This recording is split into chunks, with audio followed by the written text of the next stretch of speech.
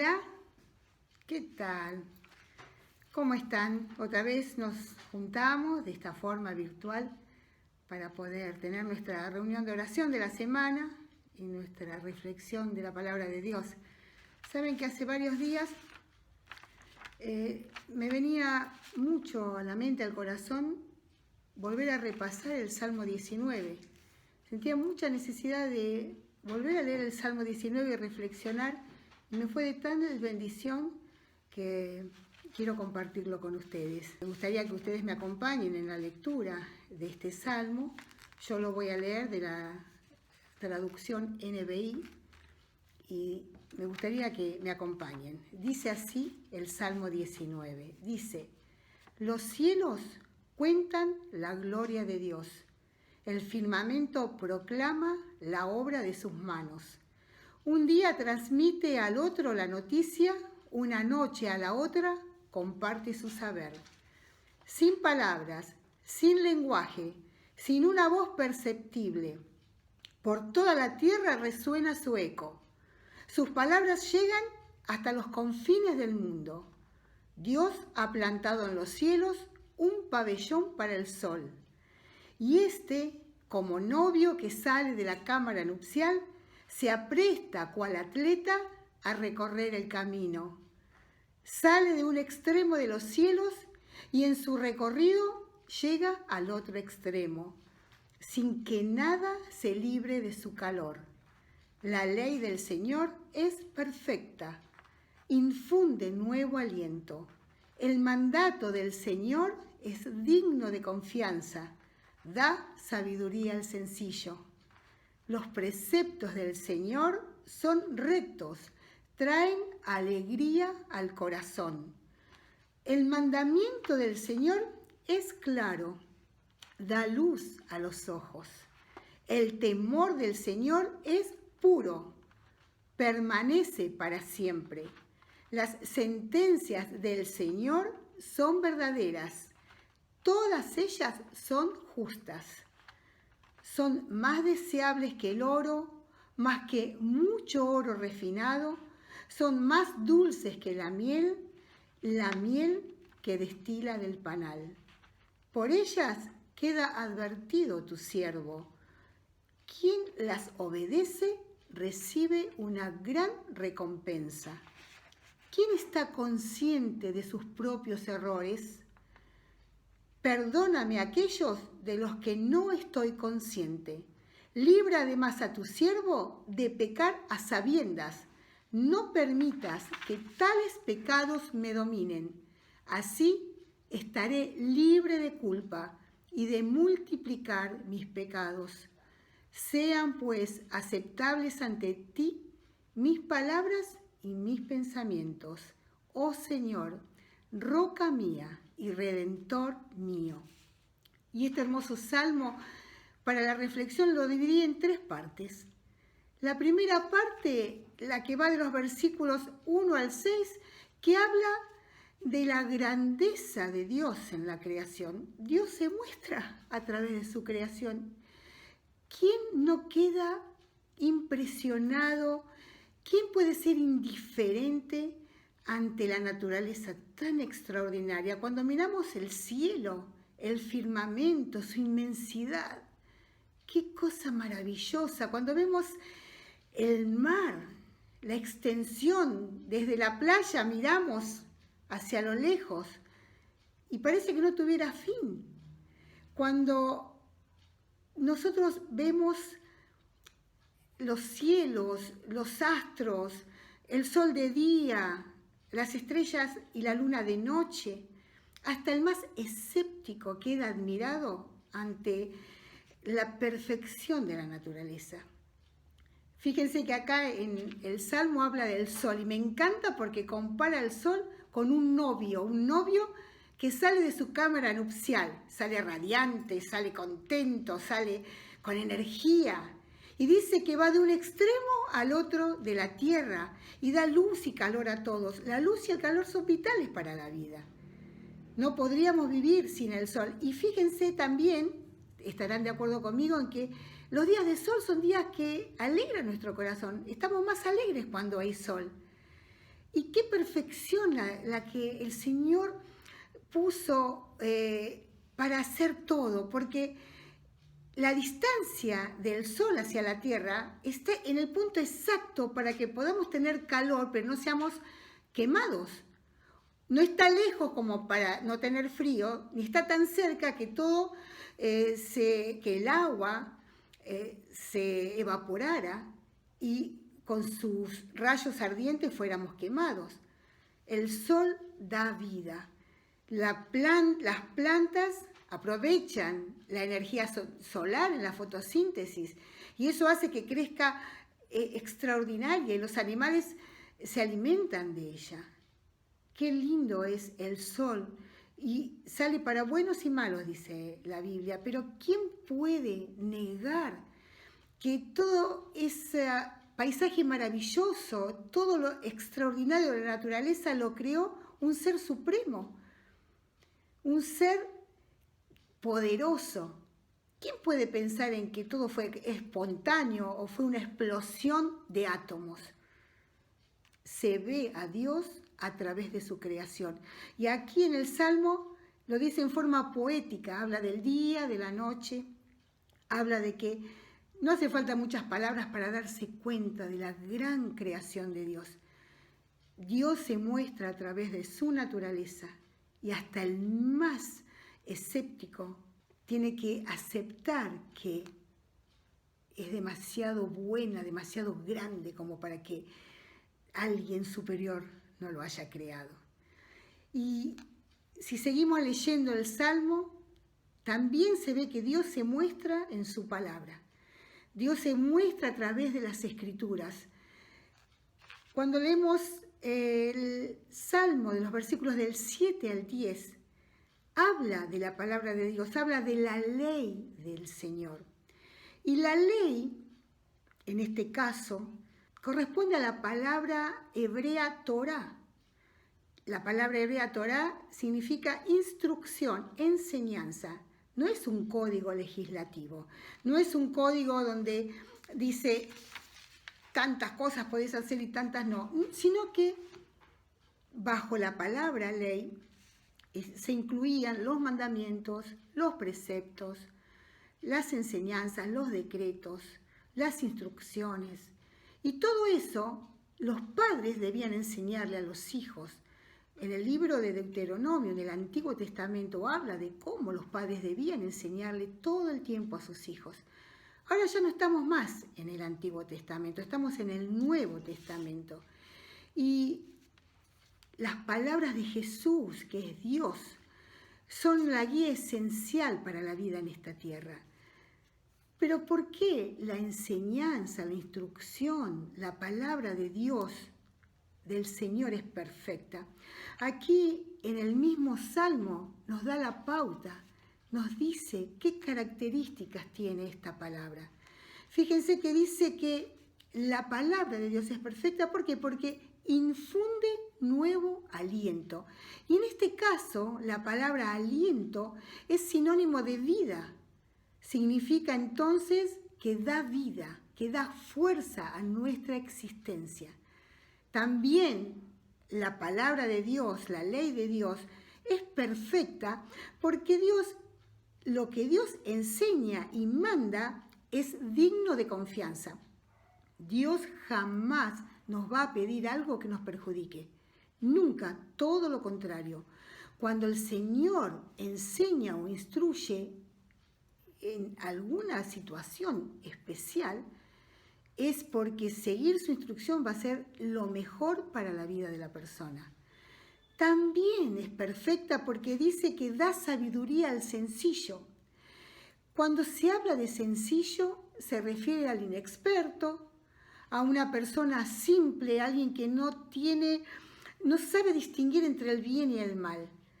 Entonces, la palabra de Dios le da sabiduría. En Proverbios 1:7 dice que el principio de la sabiduría es el temor reverente a Dios. El conocer a Dios y empezar a amarlo, ese es el principio de la sabiduría en la vida de una persona. He conocido personas muy sencillas, personas simples que después de conocer a Dios y de comenzar a leer su palabra, las escrituras, comenzaron a tener una experiencia de vida llena de sabiduría. Es increíble ver cómo ha cambiado su vida, cómo era antes y cómo es ahora. También dice que la palabra da enseñanza y la enseñanza de Dios es recta. No tiene trampas, no tiene dobleces, es justa porque es imparcial, es íntegra. Estas características traen alegría al corazón de la persona. Y en la Biblia, cuando habla de corazón, está hablando de la sede de los sentimientos y de las emociones del ser humano. También habla de las esperanzas y los temores que anidan en esa vida. Y también se refiere al centro, a la sede de la actividad intelectual. Quiere decir que la palabra recta de Dios, que es justa, que es recta, que no tiene trampas, no tiene dobleces, hace un bien integral a la vida de la persona. Y es perfecta porque lo que Dios manda, lo que prescribe, es claro, nos marca el camino a seguir y nos alumbra los ojos, como para que no nos equivoquemos en el camino que debemos tomar. La reverencia a Dios es pura y todas sus leyes son verdaderas y son imparciales. Por eso la palabra de Dios es maravillosa, es extraordinaria. Y me encanta también lo que dice que lo que enseñan las Escrituras sobre este salmo con respecto a las enseñanzas, a los preceptos de Dios. Dicen que son más deseables que el oro y que mucho oro afinado, y más dulce que la miel y que destila del panal. Y cuando nosotros pensamos en un metal precioso como el oro, pensamos en una linda joya, pensamos en valores con los cuales podemos adquirir una casa, posesiones para esta tierra, que no está mal. ¿A quién no le gusta tener una linda joya? Es bueno tener una casa, es bueno tener un vehículo o lo que Dios nos quiera dar. Nada es malo, pero todas estas cosas no son trascendentes ni nos ayudan para lo eterno. En cambio, la palabra de Dios sí nos ayuda a vivir bien esta vida y nos prepara para lo que viene después. Nos prepara para la vida después de la muerte. Una vida que va a ser hermosa, una vida llena de sentido y en otro tipo de paisaje. No va a ser este, va a ser mucho mejor. Entonces, la palabra de Dios es muchísimo más deseable que cualquier metal precioso, porque con la palabra de Dios, al alimentarnos de la palabra de Dios, nutrimos nuestro espíritu y eso nos permite tener acá en la tierra una vida que vale la pena, una vida bien vivida. Nos trae alegría al corazón, nos trae paz interior, nos trae contentamiento, nos trae entendimiento, nos trae conocimiento. Y todo esto hace que la persona realmente sienta placer por esta vida a pesar de las aflicciones y tenga esa esperanza grande, fe, para esperar con entendimiento y alegría lo que viene por delante. En la palabra de Dios en Hebreos 4:12, el escritor dice así: porque la palabra de Dios es viva y eficaz, y más cortante que toda espada de dos filos, y penetra hasta partir el alma y el espíritu, las coyunturas y los tuétanos, y discierne los pensamientos y las intenciones del corazón. Y no hay cosa creada que no sea manifiesta en su presencia. Antes bien, todas las cosas están desnudas y abiertas a los ojos de aquel a quien tenemos que dar cuenta. La palabra de Dios es viva y es eficaz. ¿Cómo no va a ser deseable? ¿Cómo no va a ser absolutamente valiosa? Porque al penetrar en nuestra vida, en nuestro espíritu, nos hace entender muchas cosas que de otra manera no podríamos entender. Y nos hace discierne todos los pensamientos, nos muestra cómo está nuestra alma, cómo está nuestra condición y qué nos conviene hacer. Por eso es deseable como nada en la vida. También la tercera parte en que dividí yo esta reflexión es que la palabra de Dios nos advierte. Dice acá que por ellas es advertido tu siervo. O sea que al comprender lo que está bien y lo que no, al ser abiertos nuestros ojos, podemos ver ante lo que viene por delante carteles que digan, ojo, peligro, no sigas, no camines más allá. Ahí pará, cuidado, y nos ayuda a decidir bien.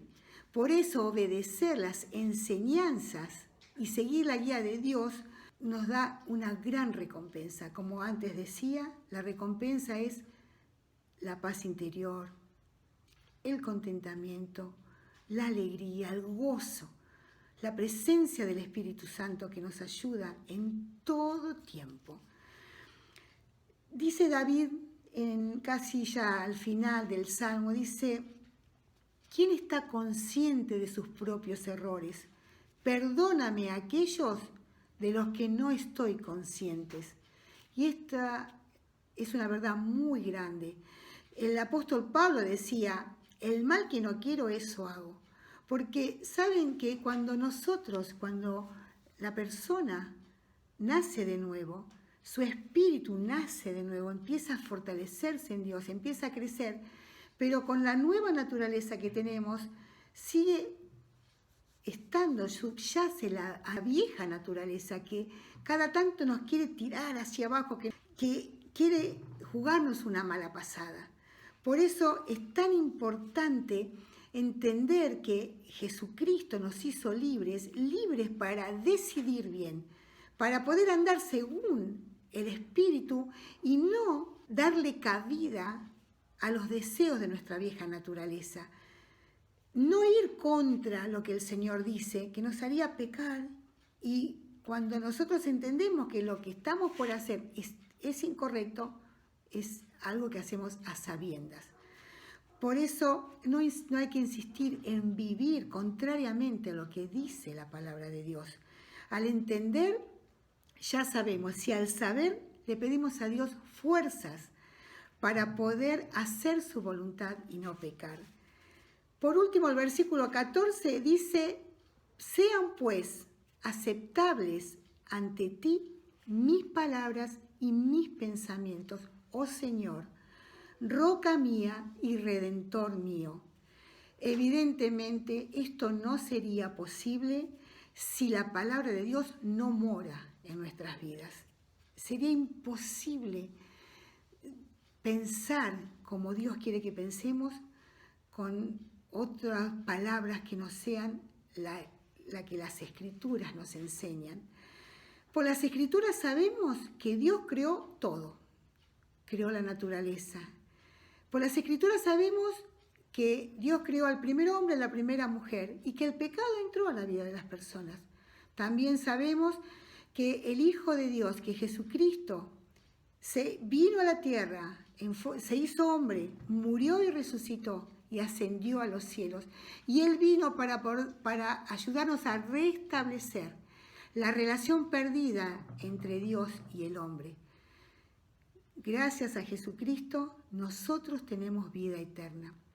Por eso Él se convirtió en nuestra roca, esa roca inamovible, esa roca eterna sobre la cual nosotros nos podemos parar sin temor a que nos caigamos o a que se mueva esa roca está firme. Y Él es nuestro Redentor, es el que nos rescató de una vana manera de vivir. Por eso, al ser nuestro Redentor, nosotros lo amamos. Y entonces, como decía David, vamos a decir, Señor mío, roca mía, Redentor mío. Este salmo, el Salmo 19, es maravilloso, hermanos. Es un salmo que nos ayuda a entender la grandeza de Dios que se ve por todas partes. Se ve desde lo más chiquito hasta lo más grande.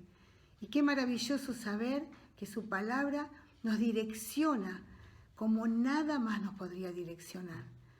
Aprovechemos este tiempo para ahondar más en la lectura de su palabra y en el devocional que debemos hacer. Cuando leo la palabra me doy cuenta de lo que dice, pero tengo que preguntarme, ¿qué dice para mí? Que el Señor nos ayude a todos a seguir adelante en forma sabia, teniendo la palabra como lo más importante de nuestra vida. ¿Oramos? Señor, en el nombre de Jesús, quiero darte gracias. Gracias porque estás en todos lados. Y gracias porque siendo tan grande, estás también en nosotros. Ayúdanos a entender tus enseñanzas, a apreciar tu palabra como lo más valioso, como lo más hermoso, como lo más dulce y lo más maravilloso que podemos tener en nuestra vida. Gracias, mi Dios, porque nos enseñás a vivir en esta tierra de una manera sabia, que siendo tal vez sencillos y muchas veces ignorantes nos das sabiduría, porque entendemos, Señor, que conociéndote a vos comenzamos a vivir de la manera que vos querés que vivamos por medio de la obediencia. Señor, bendecí a mis hermanos y bendecí a todo aquel que esté escuchando esta palabra para que pueda entender lo importante que es relacionarse con vos de una manera sana, recta, pura y verdadera, como la que vos, Señor, nos proponés en tu palabra. Te amamos y te bendecimos. En el nombre de Jesucristo. Amén. Y espero que cada uno en su casa pueda juntarse, pueda orar por las necesidades de cada uno de nosotros, de las personas que están pasando problemas en todo sentido, por los ancianos, por los misioneros, por aquellos que están enfermos o aquellos que no tienen esperanza. Que podamos nosotros ser sal y luz en este tiempo donde muchas personas tienen tanto miedo y nosotros estamos confiados, parados sobre esta roca maravillosa que nunca se va a mover. Que Dios los bendiga y las bendiga muchísimo.